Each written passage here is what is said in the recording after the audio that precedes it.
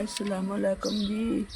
मेरा बच्चा घर आटा भी नहीं दी मर गई है। निके निके दो त्रे नो आटा पे मोर के तो रोटी बना देनी है। कोई शह नहीं, कोई दाल नहीं, कोई आटा नहीं। मेरा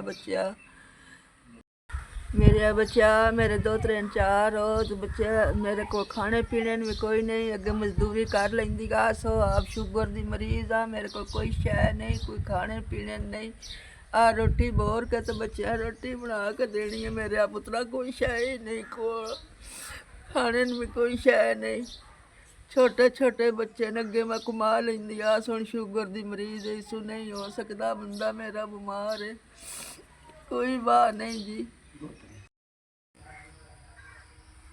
मेरिया पुत्रा हो अल्लाह तुहाडी जिंदगी करे, अल्लाह चोखा देवे। 4000 रुपया आया, मेरी धी नस गई है। मेरे बच्चे निके निके दो त्रे नो छे माइटर हो गए न। कोई शह नहीं, को आटा लून भी नहीं, दाल मिर्च भी नहीं। नंदा कोई राशन पानी लै उस 4000 दा तुहाडे बच्चों दुआवां देवां खावां दे। अल्लाह पाक सुख देवे, अल्लाह बाड़ा देवे।